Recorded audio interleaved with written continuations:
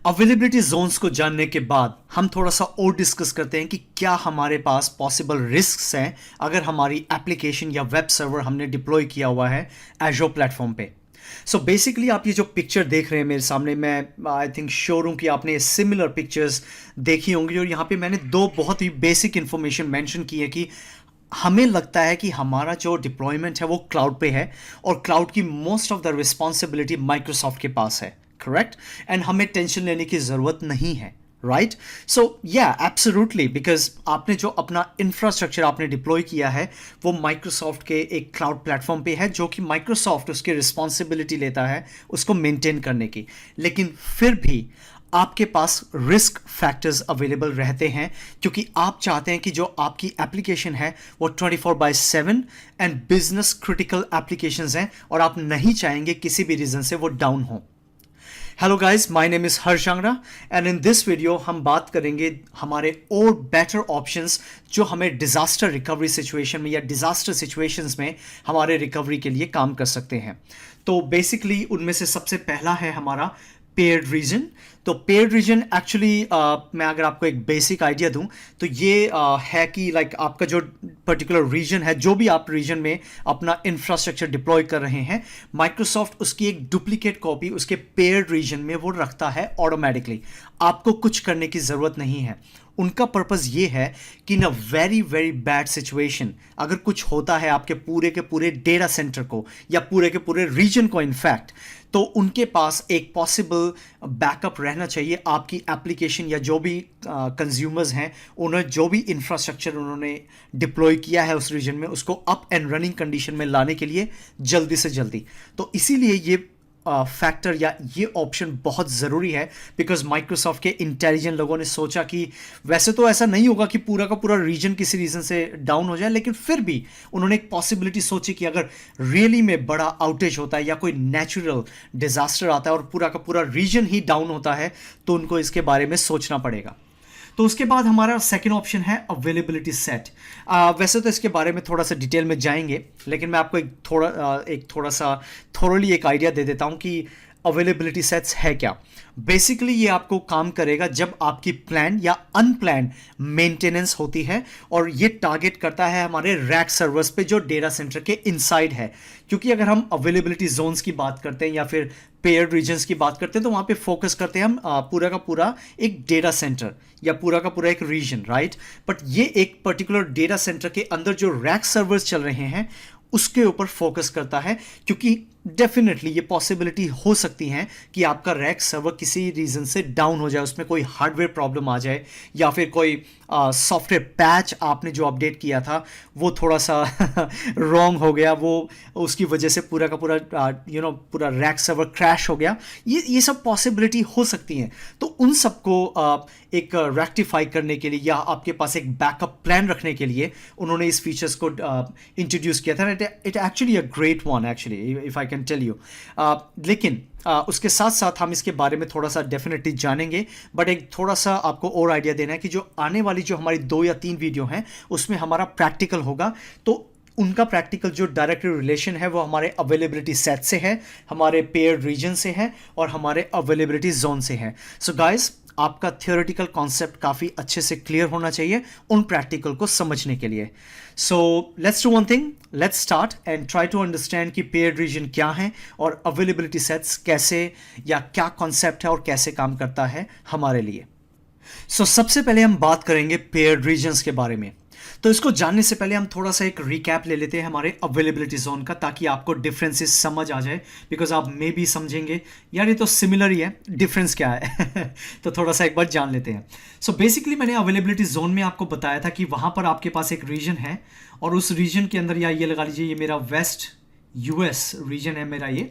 सो यहाँ पर मैंने अवेलेबिलिटी जोन्स को डिप्लॉय किया है और वहाँ पर मैंने जो हमारे इंफ्रास्ट्रक्चर को बनाया है वो मैंने एक सर्वर मैंने रखा है अवेलेबिलिटी जोन 1 में, दूसरा मैंने रखा है सेकंड में और तीसरा रखा है मैंने थर्ड में। सो ऑफ कोर्स एडवांटेज ये है कि अगर मेरा एक डाउन हो जाए तो मुझे टेंशन लेने की ज़रूरत नहीं है, मेरे दूसरे अवेलेबिलिटी जोन में मेरा सर्वर या इंफ्रास्ट्रक्चर चल रहा है तो कोई इशू की बात नहीं है।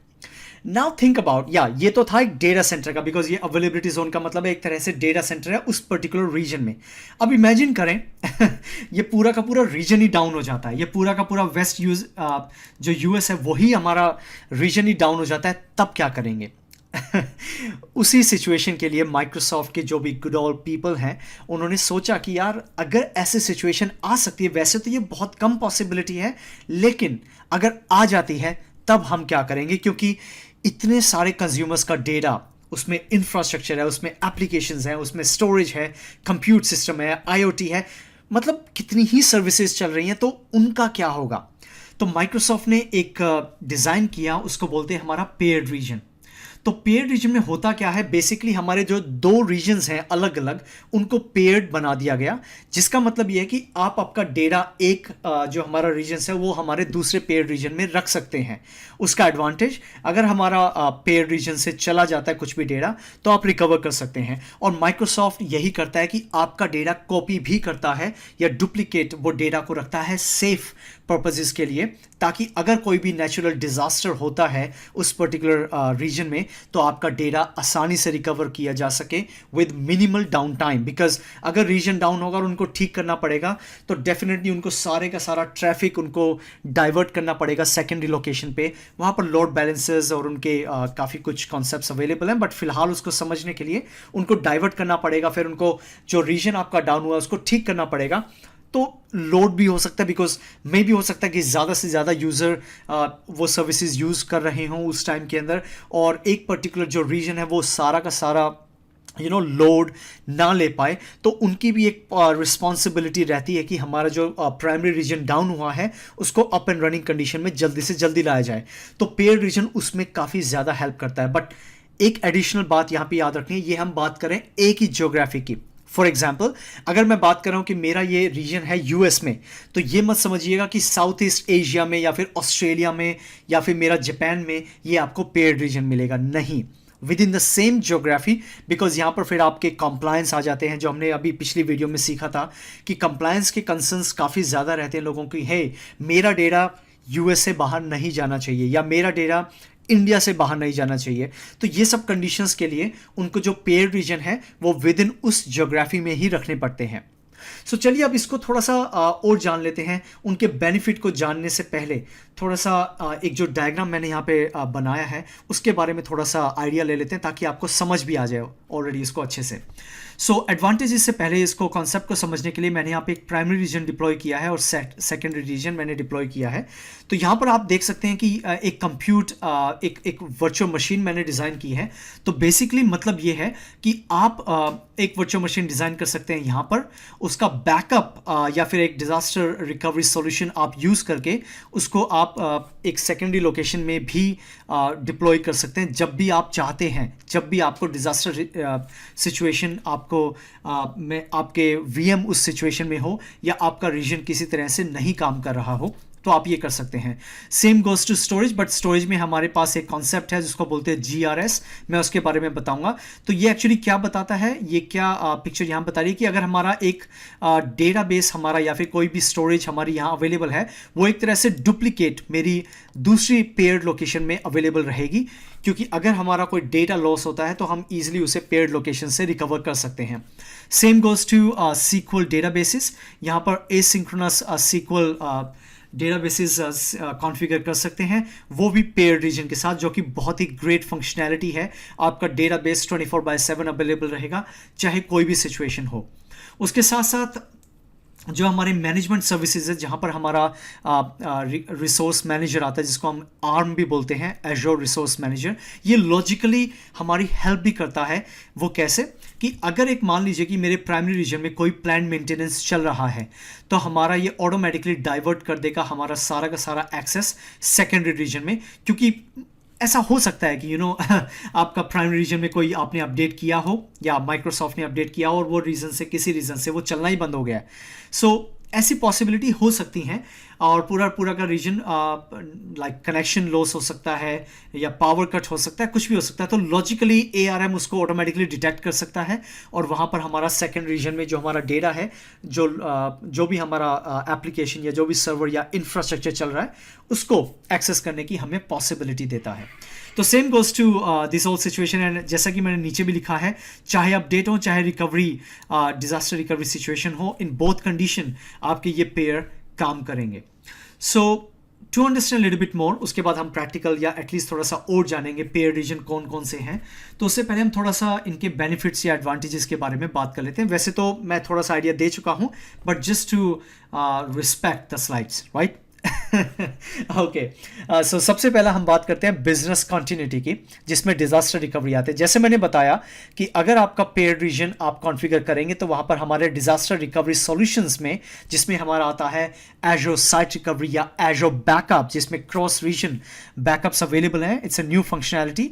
तो आप अपना बैकअप स्टोर कर सकते हैं पेयर रीजन में, क्योंकि मे भी आपको कंसर्न हो, हे अगर मेरा प्राइमरी रीजन डाउन हुआ तो एटलीस्ट मेरे पास सेकेंडरी रीजन से मेरा डेटा रिकवर होना चाहिए. तो yes, this functionality you can easily access by Azure services. तो ये हम आने वाले टाइम में काम करेंगे, बट मैं थोड़ा सा आपको आइडिया ज़रूर दे दूंगा.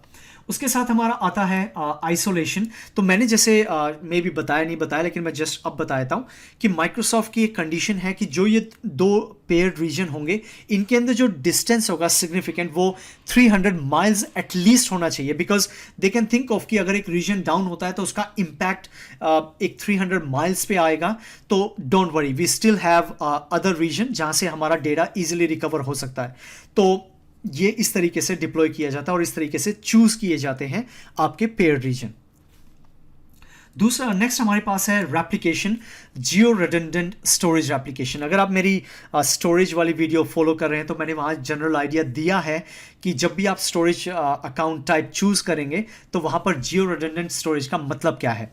But just to tell you कि अगर मैंने यहाँ पर एक स्टोरेज प्राइमरी रीजन में डिप्लॉय की है तो ये क्या करेगा, ये ऑटोमेटिकली हमारे मल्टीपल जो डेटा सेंटर्स अवेलेबल होंगे दूसरे रीजन में, वहाँ पर वो हमारा डेटा कॉपी कर देगा. उसका पर्पज़ ये होगा कि अगर किसी रीजन से प्राइमरी भी डाउन है और हमारा एक पर्टिकुलर डेटा सेंटर भी डाउन है, पर डोंट वरी, इन जीआरएस आपका डेटा स्टिल सेफ है और वो इजीली रिकवर हो सकता है अगर कोई एक डिजास्टर आपकी सिचुएशंस आती हैं आपके डेटा के साथ, या फिर जो भी आपने इंफॉर्मेशन प्रोटेक्ट की हुई है. क्योंकि एजो बैकअप के अंदर ये फंक्शनैलिटी अवेलेबल रहती है.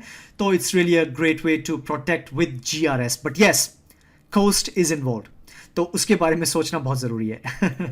ओके, सो नेक्स्ट हमारा आता है रिडंडेंसी, जो कि हम डेटा रिकवरी की बात करते हैं. सो मैंने बताया कि अगर किसी रीज़न से हमारा स्टोरेज डाउन होता है या प्राइमरी रीजन ही डाउन हो जाता है तो हमारा सेकेंडरी रीजन में या पेयर्ड लोकेशन में हमारा ये डेटा हमारा डुप्लीकेट अवेलेबल रहेगा और उसके थ्रू हम डेटा को ईजिली रिकवर कर पाएंगे. तो it's really a great way to manage those kind of databases, or at least the data in terms of SQL databases, in terms of normal media data. So उसके बाद हमारा आता है updates. सो मैंने ये भी बताया कि अगर मेरा प्लान अपडेट चल रहा है, for example WUX which is my waste US और ईस्ट यूएस में हमारा एक पेयर रीजन है, मैं वैसे तो आपको बताऊंगा बट जस्ट एक एग्जांपल के लिए, कुछ प्लान मेंटेनेंस चल रहा है और माइक्रोसॉफ्ट नहीं चाहता कि मे भी कुछ गलत हो सकता है ड्यूरिंग प्लान मेंटेनेंस, पूरा का पूरा रीजन अपडेट हो सकता है या डेटा सेंटर अपडेट हो सकता है. तो उस दौरान ये क्या करेंगे, आपका का पूरा load as a high availability, आपने सुना भी होगा एक्टिव पैसिव हाई अवेलेबिलिटी या फिर एक्टिव एक्टिव हाई अवेलेबिलिटी. सो उसको ये स्विच करके हाई अवेलेबिलिटी को ये आपका दूसरे रीजन में लॉजिकली उसे डिप्लॉय भी कर सकते हैं कुछ टाइम पीरियड के लिए. जब आपकी प्लान मेंटेनेंस फिनिश हो जाएगी प्राइमरी रीजन में, उसके बाद ये दोबारा से आपका सारा का सारा जो ट्रैफिक है वो वापस से हमारा प्राइमरी रीजन में जैसा चल रहा था वैसा आ जाएगा. तो ये बहुत ही इंपॉर्टेंट कॉन्सेप्चुअल नॉलेज है जो आपको होनी चाहिए अगर आप अपने रिसोर्सेज को डिप्लॉय कर रहे हैं. और ये क्यों है, ये सब क्यों माइक्रोसॉफ्ट कर रहा है, because of high availability, because of service licence agreement, जो कि माइक्रोसॉफ्ट करता है कि आपका डेटा 99% और 99.9% आपका डेटा या सर्विसेज आपकी मोस्टली अवेलेबल रहेंगी ड्यूरिंग द सिचुएशन. येस, ये वेरी करती हैं services to services, but overall just to give you idea कि माइक्रोसॉफ्ट काफ़ी ज़्यादा टाइम, मनी और एफर्ट स्पेंड करता है आपके एक डिज़ास्टर रिकवरी सिचुएशंस को टैकल करने के लिए. सो गाइज, अब इसके बारे में हमें थोड़ा आइडिया तो लग गया है. अब थोड़ा सा जान लेते हैं कौन कौन से हमारे पेयर्ड रीजन हैं और कहाँ पे ये हमें ऑप्शन दिखेगा कि जहाँ में से मतलब पेयर्ड रीजन्स को यूज़ कर सकते हैं हमारे जो रिसोर्सेज हैं या हमारा जो भी वर्चुअल मशीन है उसको डिप्लॉय करने के लिए. वैसे तो हम जान चुके हैं कि पेयर रीजन्स क्या हैं और वो कैसे हमारी हेल्प कर सकते हैं, बिकॉज हमने उसके बेनिफिट्स, उसके एडवांटेजेस को भी समझा है। वही सारी चीज़ें आपको इस वेबसाइट पे मिल जाएंगी, लेकिन मैं फिर भी आपको रेकमेंड करूँगा एक बार इस वेबसाइट पे विज़िट कीजिए और यहाँ पर थोड़ा सा और जानने की कोशिश कीजिए कि क्या और इन्फॉर्मेशन आप गैदर कर सकते हैं। And I think it would be a great practice अगर आप ये करते हैं तो। वैसे तो इस पूरे वेबसाइट में वही चीज़ें हैं जो अभी हमने डिस्कस की हैं, मैंने उसको शॉर्ट फॉर्म में बताया है, आपको यहाँ पे थोड़ा सा और डिटेल में मिल जाएगा वही सेम चीज़ें। जो बेसिकली मैं इस वेबसाइट पे आपको बताने की कोशिश कर रहा हूँ अभी, वो ये कि हमारे एजोर जो पेयर रीजन है वो कौन कौन से हैं। सो सबसे पहले अगर हमने जानना है कि हमारे पेयर रीजन कौन कौन से हैं, तो ये आप उसकी ज्योग्राफी के हिसाब से आप चूज़ कर सकते हैं। जैसे कि एशिया पैसिफिक में हमारा जो ईस्ट एशिया है, उसका जो हमारा पेयर रीजन है वो है साउथ ईस्ट एशिया। सिमिलरली अगर आपने कोई भी रिसोर्सेज हमारे डिप्लॉय किए हैं ऑस्ट्रेलिया ईस्ट में, तो उसका जो पेयर रीजन रहेगा वो है ऑस्ट्रेलिया साउथ ईस्ट में। सो सिमिलरली आप ये सारे के सारे पेयर रीजन के बारे में जान सकते हैं, उसकी इंफॉर्मेशन ले सकते हैं। नाउ एक बहुत ही इंपॉर्टेंट क्वेश्चन और थोड़ा सा क्लैरिफिकेशन करने के लिए कि हर्ष, ये सारे के सारे मतलब जो भी हम डेटा बनाते हैं, क्या माइक्रोसॉफ्ट ऑटोमेटिकली कॉपी कर देता है? नहीं, हमारा माइक्रोसॉफ्ट कभी भी ऑटोमेटिकली डेटा कॉपी नहीं करता, because we are following a very strict policy, the privacy policy. और आपने काफ़ी सुना होगा कि आजकल प्राइवेसी का काफ़ी इम्पोर्टेंट एक तरह से मुहिम चल रही है, एक तरह से एक लंबा सा क्या बताएं उसको, मेरा वर्ड नहीं आ रहा मुझे, तो आप समझ गए होंगे। सो बेसिकली वो एक लंबा सा एक प्रोसेस चल रहा है जहाँ पे सभी कंट्रीज़ कह रही हैं we are really care about our privacy. So Microsoft is very much committed to the privacy. उन्होंने इनफैक्ट एक ट्रस्ट पॉलिसी या ट्रस्ट एक साइट्स बना रखी हैं, उसमें आपको कंप्लायंस मिल जाएंगे, उसमें आपको काफ़ी सारी इन्फॉर्मेशन मिल जाएगी कि माइक्रोसॉफ्ट ऐसा क्यों नहीं करता है। तो अब नेक्स्ट क्वेश्चन आता है, अब आप समझेंगे हर्ष ये तो बता दिया, लेकिन तो इसको इनेबल कैसे करेंगे? Yes, that's the point. So basically Microsoft ने कहा है कि हमने पेयर रीजन तो दे दिए हैं। वो क्यों दिए हैं? बिकॉज हम चाहते हैं कि आप अपना इंफ्रास्ट्रक्चर, एक बिजनेस कॉन्टिन्यूटी या डिजास्टर रिकवरी, जो भी आपके प्लान्स हैं उसके बारे में भी सोचें, क्योंकि अगर आपका इंफ्रास्ट्रक्चर डाउन हो जाए या आपको सर्वर रिबूट करना पड़ जाए और आपकी वेबसाइट चल रही है, तो आप इमेजिन कर सकते हैं आपका बिजनेस कितना लूज हो सकता है। तो माइक्रोसॉफ्ट उसके बारे में सोचता है और उन्होंने इसीलिए पेयर रीजन को डिप्लॉय किया है हमारे लिए। लेकिन जब भी हम कोई रिसोर्सेज को डिप्लॉय करते हैं, वहाँ पर जो हमारे ऑप्शंस होते हैं उनके हिसाब से पेयर रीजन यूज़ होता है। अब सवाल ये है कि कौन से फीचर्स हैं, कौन से ऑप्शंस हैं, तो मैं थोड़ा सा आपको दिखा देता हूं। एटलीस्ट मैं आपको एक पर्टिकुलर एग्जांपल तो दिखा ही देता हूं। लेकिन उससे जानने से पहले, ये जो मैंने अभी आपको एक एग्जांपल दिया था ऊपर, जो मैंने अपनी स्लाइड में भी बताया है, वो सेम ही चीज़ है। सो आई थिंक मैं वापस से वो ये सब चीज़ें आपको दोहराना नहीं चाहूँगा, आपको ऑलरेडी अब पता ही हैं। सो लेट्स डू वन थिंग, हम चलते हैं हमारे portal.azure.com पे, हमारे एजोर पोर्टल पे, जहाँ पर हम रिसोर्सेज डिप्लॉय करते हैं प्रैक्टिकल के लिए। सो बेसिकली यहाँ पे हमें अगर समझना है तो मैं आपको एग्जांपल देना चाहूँगा Azure to Azure site recovery का, बिकॉज माइक्रोसॉफ्ट में मैं हूँ और मैं माइक्रोसॉफ्ट डिज़ास्टर रिकवरी टीम में काम करता हूँ, और मेरी रिस्पॉन्सिबिलिटी है जो हमारे कंज्यूमर्स हैं, जो हमारे कस्टमर्स हैं, उनको बताना कि how they can use the business continuity और disaster recovery solutions from Microsoft, और वो कैसे आपकी हेल्प करेंगे। तो उनमें से एक फ़ीचर है हमारा Azure to Azure site recovery. इसमें आपने आपकी जो वर्चुअल मशीन है वो आपने डिप्लॉय की है एजोर में ही, जो कि मैंने यहाँ पे कर रखी है जैसे, और वहाँ पर जो भी आपने रीजन में क्रिएट की है, जैसे कि मैंने यहाँ पे रीजन में क्रिएट की है वेस्ट US2। सो इसका जो पेड जो आपका रीजन है, आप चाहें तो वहाँ पर भी आपका सेकेंडरी या टारगेट लोकेशन आप चूज़ कर सकते हैं, और आपका जो डेटा या स्टोरेज या जो भी इस वर्चुअल मशीन का इंफॉर्मेशन है वो हमारे टारगेट लोकेशन में सिंक हो जाएगा, या एक तरह से डुप्लीकेट उसकी इंफॉर्मेशन सिंक हो जाएगी हमारी टारगेट लोकेशन में। जिसका फ़ायदा कि अगर हमारा प्राइमरी रीजन जो हमारा करंटली है वेस्ट US2, अगर वो डाउन होता है तो आप उस टारगेट लोकेशन से आपकी VM with in couple of minutes, not even hours, minutes, आपकी VM up and running condition में रख सकते हैं। अगर आप मुझसे पूछे एक्सपीरियंस के हिसाब से, तो विद इन 5 मिनट्स आपकी अगर प्राइमरी रीजन में या कुछ खराब हो जाता है इस VM में, तो आप आपकी टारगेट लोकेशन में आपकी VM up and running condition में ला सकते हैं विद इन 5 मिनट्स। अब हम ये जान लेते हैं कि ये ऑप्शन है कहाँ, बिकॉज आप समझेंगे हर्ष हमें भी जानना है कैसा है, अगर कुछ लोग इंटरेस्टेड हैं तो बट डोंट वरी गाइज, आने वाली कुछ वीडियोस में जब मैं डिजास्टर रिकवरी सॉल्यूशंस के बारे में बात करूंगा तो मैं ज़रूर बताऊंगा कि Azure to Azure site recovery आप कैसे कॉन्फ़िगर कर सकते हैं। लेकिन उससे पहले मैं जस्ट आपको एक बेसिक आइडिया देना चाहता हूं कि जब भी आप वर्चुअल मशीन पे क्लिक करेंगे तो नीचे आइए, वहां पर आपको मिलेगा डिजास्टर रिकवरी। तो जैसे ही आप डिजास्टर रिकवरी पे क्लिक करेंगे ये ऑप्शन आपको देगा Azure to Azure site recovery को कॉन्फ़िगर करने के लिए। सो जैसा कि आप देख रहे हैं यहाँ पे एक मिडल के अंदर आपको एक पिक्चर सी दिख रही है और वहाँ पे कुछ डैशेस मूव कर रहे हैं, राइट। तो ये बता रहे हैं कि आपकी प्राइमरी लोकेशन ये है और सेकेंडरी लोकेशन यहाँ है।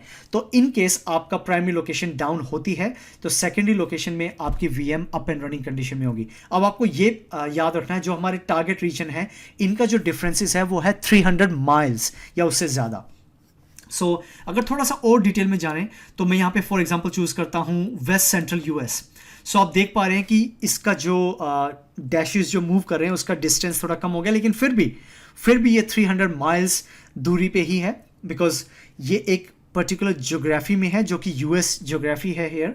और यहाँ पर आप कोई भी जो लोकेशन है वो आप चूज़ कर सकते हैं। उसके साथ साथ मैं आपको एक और बताना चाहूँगा कि माइक्रोसॉफ्ट अभी काम कर रहा है, क्योंकि कुछ कस्टमर्स की रिक्वेस्ट भी है कि यार हम इन रीजन में या सेम ज्योग्राफिक्स में हम नहीं प्रोटेक्ट करना चाहते हमारी साइट रिकवरी को। तो हमारी साइट रिकवरी प्रोडक्ट टीम काम कर रही है कि आप किसी और रीजन में कहीं और, फॉर एग्जांपल आपके अगर रिसोर्सेज यूएस में चल रहे हैं तो आप ऑस्ट्रेलिया ईस्ट में भी एज अ टारगेट लोकेशन उन्हें चूज कर सकते हैं। यस, लेटेंसी वहाँ मैटर करेगी, लेकिन अगर एक बार आपका डेटा सिंक हो जाएगा सो डोंट वरी, आपकी VM up and running condition में within couple of minutes दोबारा से आ सकती है। सो ओवरऑल बताने का मतलब यहाँ ये था कि इस तरीके से आपको सर्विसेज चूज करनी पड़ेंगी आपका पेयर रीजन का एडवांटेज लेने के लिए। काफ़ी बेनिफिट्स हैं, काफ़ी अच्छे मतलब एक तरह से एम्बेड किया गया है डिजास्टर रिकवरी सॉल्यूशंस के लिए। और आप ये भी सोच सकते हैं कि अगर आपका प्राइमरी सर्वर में कोई भी मेंटेनेंस चल रही है सो आपको घबराने की ज़रूरत नहीं है। आपके सेकेंडरी सर्वर को आप अप कंडीशन में लाइए और आपकी वीएम वहीं पे चलती रहेगी। आपके रिसोर्सेज जितने भी हैं, आपके जो कंज्यूमर्स हैं या आपकी जो टीम के मेंबर्स हैं, वो आपके सेकेंडरी लोकेशन से आपके वीएम को या जो भी रिसोर्सेज हैं आपके उनको एक्सेस करती रहेगी। तो इट्स रियली अ ग्रेट वे। मेरे हिसाब से तो एवरीबडी मस्ट डू दिस। या आई मीन मनी इन्वॉल्व है, डेफिनेटली है, बिकॉज आप सेकेंडरी रीजन चूज कर रहे हैं आपका डेटा को डुप्लीकेट करने के लिए। लेकिन इमेजिन कीजिए, because it's a part of a disaster recovery plan, so काफ़ी हेल्पफुल रहेगा, राइट। सो आई थिंक काफ़ी कुछ जान गए हम एक बार पेयर रीजन के बारे में। तो अब हम नेक्स्ट स्टेप पे जाते हैं जो कि है अवेलेबिलिटी सेट्स, एंड उसके बारे में भी जानते हैं वो क्या है। और इसके बाद हमारा डिजास्टर रिकवरी का एक बार ओवरऑल कॉन्सेप्ट कवर हो जाएगा, जिसमें हमने availability zones, this region paired, और तीसरा हमारा अवेलेबिलिटी सेट हम जो अभी कवर करने वाले हैं वो डिस्कस करेंगे। Alright guys, now let's talk about availability sets. It's really a very great feature. जब भी आप इसे deploy करेंगे, you can find it is very much helpful whenever you deploy your infrastructure in Azure platform. Now, ये help कैसे करेगा आपको, थोड़ा सा उसको जानने के लिए इस पिक्चर को थोड़ा सा अंडरस्टैंड कर लेते हैं। और यहाँ मैं आपको एग्जाम्पल दे के आपको समझाने की कोशिश करूँगा कि अवेलेबिलिटी सेट है क्या और वो आपकी कैसे हेल्प करेगा अगर आप इसे डिप्लॉय करते हैं तो। उसमें सबसे पहले इस पिक्चर में आप जैसे कि देख रहे हैं कि यहाँ पर हमारे पास 2 रैक सर्वर हैं। यहाँ पर मैं इसे कंसिडर कर लेता हूँ rack server 1 and rack server 2। सो मैं एक थोड़ा सा पिक्चर और थोड़ा एक्सप्लेन करता हूँ ताकि आपका माइंड उसी डायरेक्शन में सेट हो जाए। मैं यहाँ पर रीजन्स के बारे में बात नहीं कर रहा हूँ, मैं यहाँ पर डेटा सेंटर्स के बारे में बात नहीं कर रहा हूँ। मैं यहाँ पे बात कर रहा हूँ उन डेटा सेंटर्स में जो रैक सर्वर हमारे डिप्लॉय हैं उनके बारे में। तो ये थोड़ा सा और थोड़ा क्लोज आ जाता है जहाँ पर हमारे जो रियल वर्चुअल मशीन्स या जो भी रिसोर्सेज हम डिप्लॉय करते हैं एजोर में वो स्टोर होते हैं। सो मोस्टली यहाँ पर अगर समझना तो यहाँ पे इमेजिन कीजिए अभी आपके पास 2 रैक सर्वर हैं। सो जो हमारा रैक सर्वर 1 है वो हमारा एक पर्टिकुलर रीजन में डिप्लॉय है और मैंने अभी एक डिसाइड किया कि एक मैं वर्चुअल मशीन क्रिएट करूँगा और मैं एक डेटाबेस भी क्रिएट करूँगा उस पर्टिकुलर रीजन में। सो मैंने ऑर्केस्ट्रेटर को बोला कि हे आई नीड टू क्रिएट ये वर्चुअल मशीन और मैं एक डीबी सर्वर भी बनाना चाहता हूँ। तो वो ऑटोमेटिकली उसने एक इस पर्टिकुलर रैक सर्वर से कांटेक्ट किया और पूछा हे तुम्हारे पास इतनी इनफ सर्विसेज हैं डिप्लॉय करने के लिए। तो इसने कहा हाँ कोई बात नहीं, आप यूज़र को बोलिए उसके सारे रिसोर्सेज मेरे पास ही डिप्लॉय होंगे, उसको बोल दीजिए everything is good, up and running. So उसकी VM यहाँ पर डिप्लॉय हुई और उसका डेटा भी चलने लग गया। अब ऑब्वियसली हम बार बार बात कर रहे हैं डिज़ास्टर रिकवरी प्लानिंग की, तो उसने सोचा कि यार अगर मेरा वेब सर्वर डाउन हो गया तो उस कंडीशन में उसने सोचा क्यों ना मैं एक और वेब सर्वर बनाऊं और उसका मैं एक तरह से क्लोन कर दूं ताकि मेरा जो डेटा है वो भी रेप्लिकेट होता रहे। अगर मेरा एक वेब सर्वर डाउन है तो दूसरा मेरा उसे चलाता रहे जो भी मेरी वेबसाइट डिप्लॉय की है। तो ऑब्वियसली प्लान तो अच्छा ही है। तो उसने दोबारा से ऑर्केस्ट्रेटर को बोला एज्योर में कि हे मुझे एक और VM बनानी है, लेकिन गेस व्हाट होगा क्या, वो सारी की सारी रिक्वेस्ट दोबारा से इसी रैक सर्वर के पास आएगी क्योंकि इसके पास रिसोर्सेज अवेलेबल हैं और ये कहेगा हे तेरे पास रिसोर्स है क्योंकि इस कस्टमर ने ये डिप्लॉय करने को बोला है। तो ये रैक सर्वर बोलेगा येस व्हाई नॉट। तो होगा क्या, आपकी जो वर्चुअल मशीन है, जो सेकेंड वर्चुअल मशीन है, वो यहाँ पर डिप्लॉय हो जाएगी और सेम आपका SQL सर्वर भी डिप्लॉय हो जाएगा। अब बात करते हैं हम प्रॉब्लम्स की। सबसे पहली मैं बात करूंगा फिजिकल प्रॉब्लम्स। नाउ ये फिजिकल प्रॉब्लम क्या है? फिजिकल प्रॉब्लम के बारे में बात कर रहा हूं मैं हार्डवेयर रिलेटेड इश्यूज, जैसे कि पावर सप्लाई, जैसे कि कैपेसिटर का इशू, जैसे कि मदरबोर्ड का इशू, हार्ड ड्राइव का इशू। ये सब प्रॉब्लम रियल टाइम में आती हैं डेटा सेंटर्स के ऊपर। और अगर उस कंडीशन में आपके रैक सर्वर में, इमेजिन कीजिए पूरा का पूरा रैक सर्वर किसी रीजन से पावर सप्लाई कट हो गई, तो क्या होगा? आपका वेब सर्वर 1 2 SQL सर्वर 1 2 दोनों के दोनों ही आपके डाउन हो जाएंगे। मतलब इवन आपका जो बैकअप आपने डिजास्टर रिकवरी प्लान किया है वो इतना ज़्यादा हेल्पफुल नहीं रहेगा। इसीलिए कहते हैं कि इन कॉन्सेप्ट्स की अगर आपको नॉलेज होगी तो जो आप डिजास्टर रिकवरी प्लान बनाएंगे वो काफ़ी ज़्यादा आपके लिए हेल्पफुल रहेगा। तो उसको समझने के लिए मैं थोड़ा एग्जांपल देता हूं कि अवेलेबिलिटी सेट काम कैसे करता है। अब इमेजिन कीजिए आपने एक VM दोबारा बनाई, क्योंकि अभी हमने समझा कि अगर हमारा रैक सर्वर ही डाउन होगा तो ये सारे के सारे जो रिसोर्सेज यहाँ पर डिज़ाइन किए वो सारे के सारे डाउन हो जाएंगे, राइट। सो अब हमने अवेलेबिलिटी सेट चूज़ किया, तो उसमें क्या होगा कि अवेलेबिलिटी सेट ऑटोमेटिकली जो हमारे डेटा, जो भी डेटा सेंटर के अंदर हमारे रैक सर्वर हैं, उनको लॉजिकली डिवाइड करता है फोल्ड डोमेन में। जैसे कि इस फोल्ड डोमेन को उसने डिवाइड किया फोल्ड डोमेन नंबर 1 और इसने डिवाइड किया फोल्ड डोमेन नंबर 2। सो इस कंडीशन में क्या होगा कि अगर दूसरी VM अगर क्रिएट होना चाहेगी तो वो फोल्ड डोमेन 1 में क्रिएट ना होके फोल्ड डोमेन 2 में होगी, क्योंकि अवेलेबिलिटी सेट कहेगा हे इस रैक सर्वर में तो ऑलरेडी VM है एंड कस्टमर ने अवेलेबिलिटी सेट चूज किया है ताकि एक सेट बने अवेलेबिलिटी का कि अगर एक VM अवेलेबल नहीं है तो दूसरी VM उसको अवेलेबल रहनी चाहिए जो कि दूसरे रैक सर्वर में ही डिप्लॉय करनी है। तो इस तरीके से आपका फोल्ड डोमेन लॉजिकली डिवाइड हुआ है और हमारा रैक सर्वर उस हिसाब से डिवाइड होने के बाद साथ ही ये काम करेगा। I think you get my point. और ये से हम बोलते हैं अनप्लान, बिकॉज हार्डवेयर फेलियर कभी भी हो सकता है, राइट। सो इन कंडीशंस में आपका फोल्ड डोमेन काफ़ी ज़्यादा हेल्पफुल रहेगा और ये कॉन्सेप्ट काफ़ी अच्छा है अगर आप अपना डिज़ास्टर रिकवरी प्लानिंग कर रहे हैं तो। अब ये तो बात आ गई हमारे हार्डवेयर फेलियर की। What about the software related issues? Obviously ये भी हो सकता है कि आपके जो ये पर्टिकुलर रैक सर्वर पे है उस पर मैंने एक सॉफ्टवेयर अपडेट किया या माइक्रोसॉफ्ट ने अपडेट किया और हो सकता है कि वो थोड़ा सा गड़बड़ हो गया, उसकी वजह से रैक सर्वर को डाउन रखना पड़ा। और अगर रैक सर्वर डाउन होगा दोबारा से सेम प्रॉब्लम, आपके सारे रिसोर्सेज डाउन हो जाएंगे, राइट। सो उसीलिए हमारा दूसरा कॉन्सेप्ट है अवेलेबिलिटी सेट में, उसको बोलते हैं UD, जिसको बोलते हैं अपडेट डोमेन। ये अपडेट डोमेन हमारा काम करता है एक तरह से सॉफ्टवेयर पैचिंग के दौरान, कि मतलब अगर मान लीजिए कि आपका एक रैक सर्वर पैच हो रहा है और आपने अवेलेबिलिटी सेट चूज कर रखा है, तो जो ऑटोमेटिकली हमारा दूसरा रैक सर्वर है वो उस टाइम के अंदर वो पैच नहीं करेगा, बिकॉज वो कहेगा हे मेरा ऑलरेडी एक पर्टिकुलर सर्वर पे या एक रैक सर्वर पे मेरा पैच हो रहा है या मेरी VM पे पैच हो रही है, सो दूसरी VM पे सेम टाइम पे पैच नहीं होनी चाहिए। तो इस तरीके से आपका अपडेट डोमेन काम करेगा। सो एक कॉन्सेप्ट है फोल्ड डोमेन जो हमारा पूरा का पूरा जो रैक सर्वर का जो हार्डवेयर है उसको कंट्रोल करता है, उसके बारे में अटेंशन रखता है और मेक श्योर रखता है कि हमारा अगर एक VM डाउन है या एक रैक सर्वर डाउन है तो दूसरा वो अप एंड रनिंग कंडीशन में उस टाइम पे होना चाहिए। और दूसरा हमारा है अपडेट डोमेन। जो अपडेट डोमेन है वो हमारे सॉफ्टवेयर पैचिंग से रिलेटेड है, कि अगर एक सर्वर पे सॉफ्टवेयर पैचिंग हो रही है तो वो वेट करेगा कि दूसरे सर्वर पे सेम टाइम पे पैच ना हो। तो ओवरऑल ये ऐसे काम करते हैं। सो आई थिंक ओवरऑल आपको आइडिया लग गया है। प्रैक्टिकल हम अगली वीडियोज़ में करेंगे और मैं ज़रूर बताऊंगा कि ये सेट कैसे करना है। इसको थोड़ा सा दोबारा जान लेते हैं कि अवेलेबिलिटी सेट में सबसे पहले इसे logical grouping of deployed resources की कंडीशन में या फिर सिचुएशंस में रखा जाता है अवेलेबिलिटी सेट को, और पर्पस वही है, हमें इंश्योर रखना है कि हमारे रिसोर्सेज या हमारी वर्चुअल मशीन या जो भी स्टोरेज है वो हमेशा 24/7 चलती रहे या फिर बिजनेस कॉन्टिन्यूटी के हिसाब से वो वर्केबल कंडीशन में रहे। और दूसरा, इसके बेनिफिट्स के बारे में जो ऑलरेडी मैं आपके सामने बात कर चुका हूँ कि server and resources up and running condition में रहने चाहिए, इसीलिए ही अवेलेबिलिटी सेट को हम कॉन्फ़िगर करेंगे। प्लान्ड और अनप्लान्ड मेंटेनेंस में ये काम आएगा, जो कि मैं आपको अभी समझा चुका हूँ लॉजिकल वे में कि कैसे फोल्ड डोमेन और अपडेट डोमेन काम करेंगे।